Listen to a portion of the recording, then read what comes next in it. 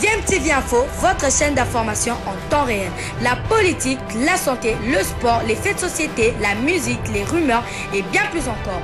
Vous découvrirez cela dans notre chaîne DMTV Info.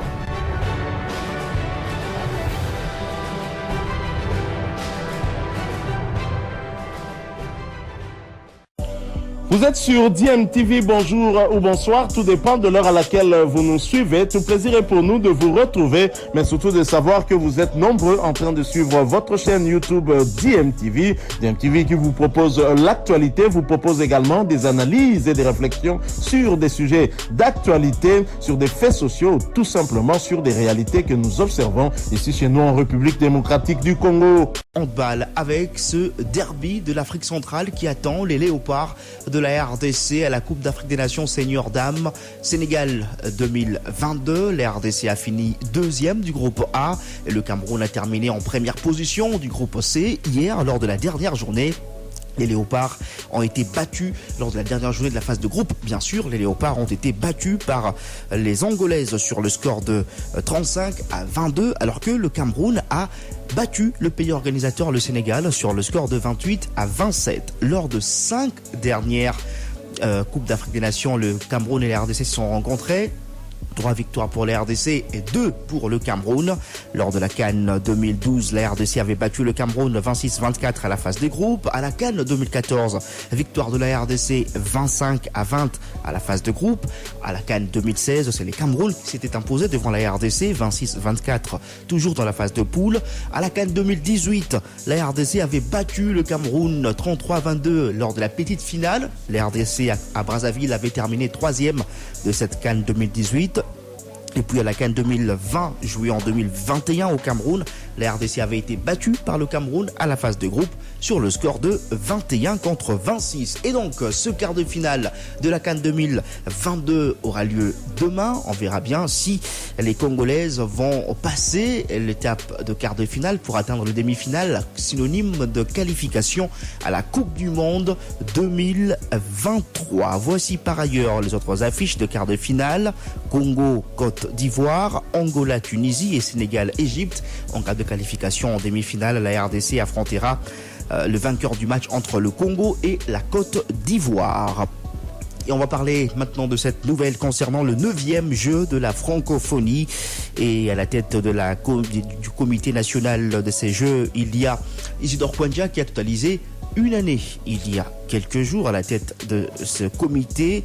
Il était hier sur Top Congo FM et a accordé une interview à votre radio. Isidore Kwanja, il est revenu notamment sur les efforts fournis dans les préparatifs de l'organisation de ces 9e Jeux de la francophonie du 28 juillet au 6 août 2023. Le président de la CNJF a une fois de plus confirmé la tenue l'an prochain à Kinshasa de ces grands événements de l'espace francophone et a rejeté en bloc les rumeurs qui se propagent sur la possible annulation de ces Jeux suite au retard qu'aurait pris la construction ou la réhabilitation des infrastructures devant les accueillir. On l'écoute.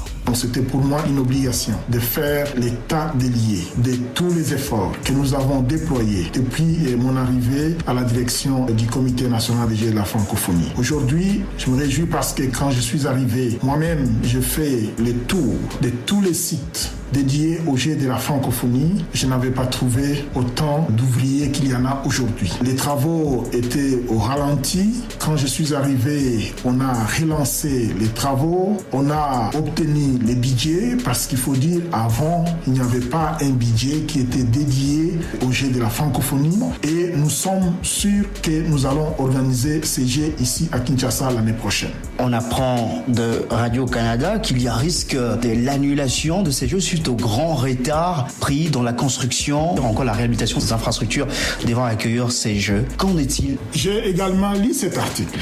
Le 24 octobre, il y avait une réunion importante du Conseil d'orientation du Comité international des Jeux de la francophonie.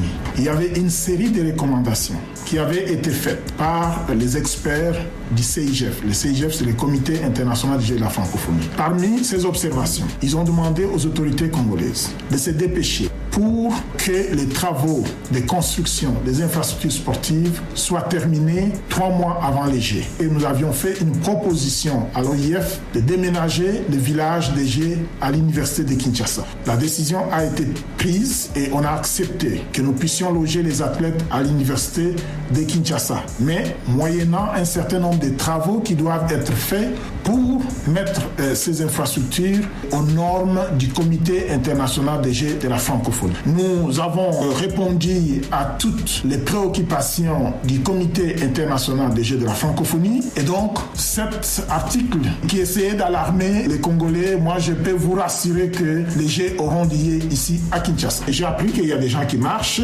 qui disent qu'ils n'ont pas été payés.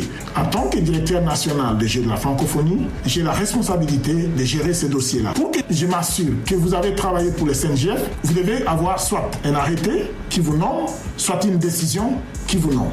Pour que je sache exactement, vous avez travaillé de telle période à telle période, et que je sache également de cette période-là à telle autre période, avez-vous été payé ou n'avez-vous pas été payé? Ce travail, on est en train de le faire. Mais je peux vous informer que moi, depuis que je suis arrivé au mois de novembre jusqu'au jour d'aujourd'hui, mes employés, y compris ceux qui avaient travaillé depuis le début des Jeux, et ils sont payés régulièrement.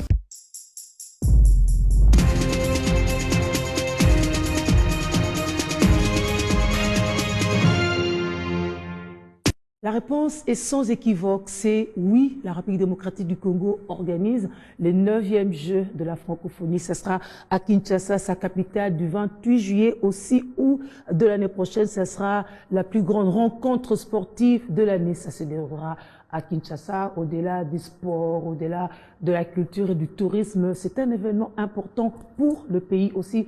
Nous en parlons avec celui qui est prêt à relever ce défi pour son pays. C'est le directeur national de ce 9e jeu, Isidore Kouandjangembo. Bienvenue à vous. Merci, madame. C'est oui, vous relevez le défi.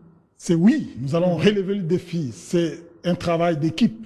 Nous allons travailler, nous travaillons, tout le peuple congolais est derrière pour que nous puissions relever ce défi ici à Kinshasa, la plus grande ville francophone du monde. Tout le peuple congolais est derrière ce défi. En quoi est-ce si important? C'est important parce que c'est au-delà des clivages idéologiques. C'est un événement national et international. National parce que, comme on l'a dit, ça va apporter des investissements importants pour les pays. Je vous informe qu'en plus de tout ce que nous allons faire ici à Kinshasa pour accueillir les athlètes, nous avons prévu également quelques investissements dans les provinces pour investir dans la réhabilitation de certains stades de football, de basket pour la jeunesse congolaise. Et comme je l'ai dit, après les Jeux, ces infrastructures-là seront mises à profit pour créer un autre événement important dans notre pays qui sera les Jeux de la RDC. Cet événement va permettre à ce que les jeunes de toutes les 26 provinces de notre pays aient la possibilité non seulement de visiter une autre province lors de ces compétitions, mais aussi venir ici à la capitale lorsqu'il y aura la finale de ces compétitions. Donc c'est vraiment un événement qui va avoir des répercussions après les Jeux et qui va faire en sorte que le sport dans notre pays sera valorisé. Les jeunes, donc ils auront ces infrastructures qui vont leur permettre à ce qu'ils puissent exercer leur activité qu'ils aiment bien et devenir des petits champions. Il y a quand même des préalables. Il y a eu quelques préoccupations qui ont été soulevées de quelques ordres sanitaires, sécuritaires. Où en sommes-nous aujourd'hui? Aujourd'hui, nous sommes en train de travailler sur toutes ces questions-là. Que ce soit pour la santé, que ce soit pour la sécurité, que ce soit pour le logement, que ce soit pour le transport des athlètes, que ce soit pour leur sécurité de façon générale, nous sommes en train de travailler pour apporter des solutions parce que l'objectif du gouvernement congolais, en investissant dans l'accueil de ces athlètes, dans l'accueil de cette 9e édition ici en RDC, c'est pour que les gens qui viendront ici rentrent avec une bonne image. Et pour ça, nous devons faire attention à leur sécurité, à leur santé, à leur logement, à leur restauration. Et nous sommes en train de travailler sur toutes ces questions-là. C'est vraiment important pour nous parce que l'idée dans cet investissement qui est important pour le pays, parce que vous comprendrez que ces jeunes qui viendront l'année prochaine, 10 ans, 15 ans après, ça sera les chefs d'entreprise dans leur pays, les ministres, les premiers ministres. Ce sont des gens qui, une fois arrivés dans notre pays, gagner sa médaille, il retourne dans son pays, il continue ses études, il occupe des fonctions importantes, il va se rappeler de ce pays. Il se rappellera de ce pays en disant, c'est dans ce pays que j'ai gagné mon médaille. Mais alors, on va quand même dire un peu concrètement par rapport à certains aspects, l'hébergement par exemple, on a répondu concrètement comment? En fait, la question d'hébergement a été réglée. Comment nous l'avons réglée? C'est-à-dire qu'initialement, on avait prévu de loger les athlètes à Tata Raphaël. On a commencé les travaux, mais les travaux ont pris un peu du retard. Alors, pour ne pas rater cette opportunité, parce qu'il n'y a pas une possibilité de report, nous avons mis en place un plan B qui est celui de loger les athlètes à l'université. Et nous ne sommes pas les premiers à le faire. Mais sous quelles conditions à l'université? Sous les conditions suivantes. C'est-à-dire qu'on doit mettre ces hommes au standard international tel que voulu par les comités internationaux de la francophonie. C'est une bonne opportunité pour l'université de Kinshasa qui va, après léger, avoir des hommes qui répondent aux standards voulus par les comités internationaux. Notamment, on va régler la question de l'eau et de l'électricité, parce que pour l'eau, on va essayer d'installer les citernes pour stocker une grande quantité importante d'eau. Au cas où il manque de l'eau dans les robinets, nous aurons de l'eau stockée pour les athlètes. Mais ça va rester également pour l'université. C'est-à-dire que les étudiants auront la possibilité là, même si l'eau ne coule pas dans les robinets, ils ont des citernes, ils peuvent toujours utiliser de l'eau. L'électricité, mêmement. La fibre optique pour l'Internet. Aujourd'hui, vous savez que les jeunes gens qui sont à l'université, ils doivent faire des recherches, et pour ça, ils ont besoin de la connexion. Et donc, ils auront l'opportunité d'avoir une connexion Wi-Fi gratuite. Ça, c'est vraiment important. Ce sont des legs que les jeunes de la francophonie vont laisser à l'université de Kinshasa particulièrement. On n'a pas oublié l'aspect sécuritaire et l'aspect sécuritaire a été pris en considération, notamment en sécurisant, en clôturant les hommes de l'université. Je vous informe également qu'on va réhabiliter le tronçon qui va de l'université aux RDG pour faciliter la fluidité des transports de l'université aux RDG, dont notamment à Tata Raphaël, Martyr, Palais du Peuple, ainsi de suite. Donc, tout ça là, ce sont des investissements qui vont bénéficier au peuple congolais et particulièrement aux Kinois. Tout ça, ce sont des réponses que vous mettez sur la table en réaction aussi aux experts, à leurs recommandations, à d'autres préoccupations. C'est cela. Le travail que nous faisons, n'oubliez pas que ce sont les jeunes de la francophonie. Donc, nous travaillons en collaboration avec les experts de la francophonie. Donc, qui nous accompagnent. Et donc, dans cet accompagnement, lorsqu'il y a des situations qui risquent de retarder la bonne organisation des jeux, ils nous font remarquer et nous prenons cela en considération. Donc, c'est ainsi que lorsque nous avons reçu les recommandations du Comité international des jeux de la francophonie sur un certain nombre de sujets, dont notamment ce que j'ai cité tantôt, la santé, la sécurité, tout ça, nous avons pris toutes les dispositions nécessaires pour qu'on puisse régler toutes ces questions afin que nous accueillions les athlètes dans de meilleures conditions ici à Kinshasa et qu'au Salomon. C'est donc tout confiant que nous serons présents à Djerba au prochain sommet des chefs d'État de l'OIF. Nous sommes déjà à Djerba. Nous sommes là parce que notre commission de communication est déjà sur place. Nous avons un stand là-bas.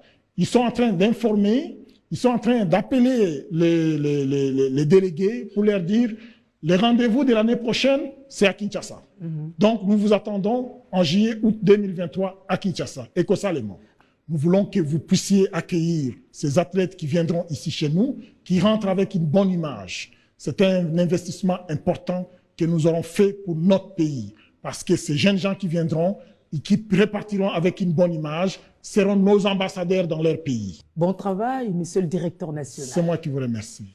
C'était l'invité du journal. Merci.